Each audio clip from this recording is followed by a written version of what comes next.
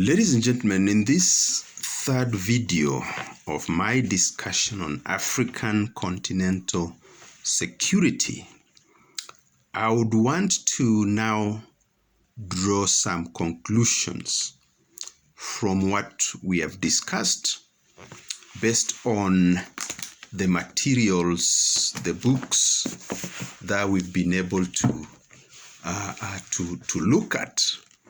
I based my conversation on the realist theory of international politics, which emphasizes the primacy of security, whether at the level of the nation state or collective security, meaning the security of a collection of states in a certain given region. I have looked at the literature which has traced the idea of Africa's collective security, and particularly the idea of having a continental military all the way from the 1950s and 1960s, with the ideas of two prominent individuals on the African scene. That is Professor Ali Mazrui and President Kwame Nkrumah, the first president of the Republic of Ghana. So the trajectory that the process of putting together the African security architecture has followed seems to be the same incremental or gradualist process that the continent's integration has followed. So these two processes seem to link together. And the ideas that were espoused by Kwame Nkrumah in the 50s and early 60s of having immediate integration of the African continent, therefore were pushed to the periphery. But today, with the crisis in West Africa, the coups going on there, the continued governance and security challenges on the continent, there is a need to revisit the philosophy and the institutions of African collective security. Even though the African Peace and Security Council, even though the African governance architecture, which is a broader instrument, are in place, we have seen from the situation in Niger and the other countries that Africa is yet to take charge of its security. In Niger particularly, what has come up during this crisis that is now a month or so old, with the takeover of power by the military, we have seen that the country is riddled with foreign military bases. Now, what that means is simply that the security of Niger has been outsourced. Niger is not taking care of its own security. This is why the bases are there. Whether the reasons the bases are there are resource related, because we know the big powers usually use their military to safeguard their investments, or whether in fact they are related to the insurgency by Islamist groups in that region, does not matter. A security challenge is a security challenge. At the level of the nation state, the country itself has to be able to provide its own security in the international system, which is characterized by anarchy.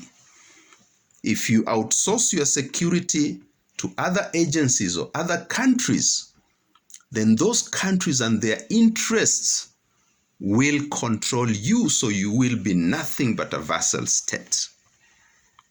So the example of Niger is a clear demonstration that the continent has to take charge of its security. Now, looking at the available architecture, there are certain ideas which were not taken up, more radical ideas which were not taken up. And it is time for those ideas to be taken up by the African political leadership. The idea of forming one military, the idea of having one Africa High Command, which is an idea that was discussed in the 50s and the 60s. The African standby forces, of course, the idea is pretty, but is it workable?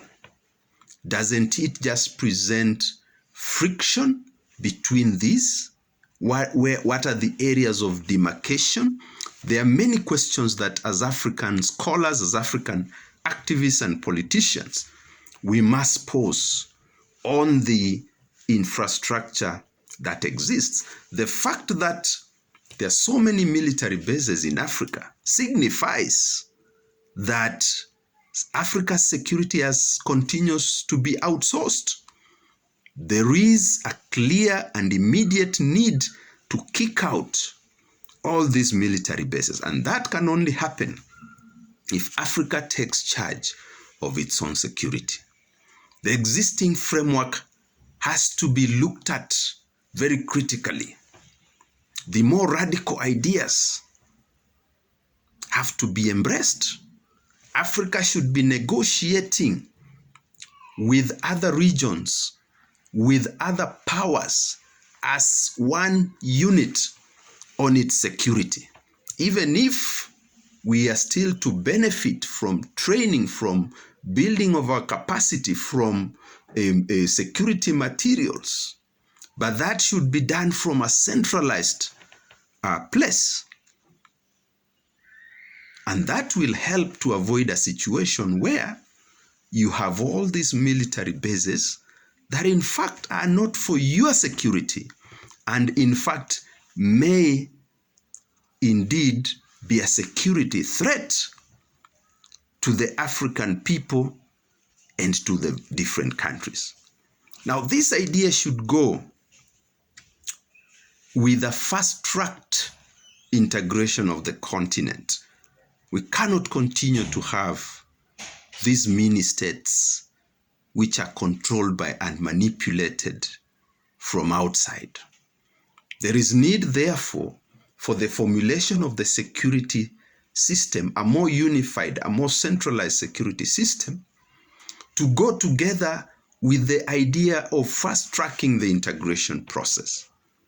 There is no contradiction in what I'm saying, because the idea of integrating Africa started in the 50s and the 60s.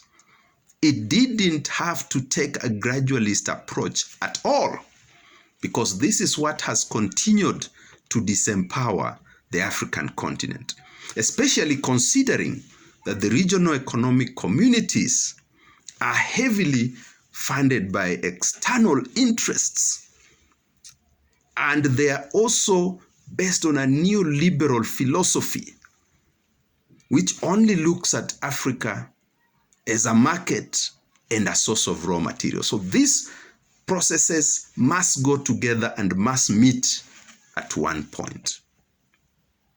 Ladies and gentlemen, as usual, here we encourage all of us to read, and especially the young people.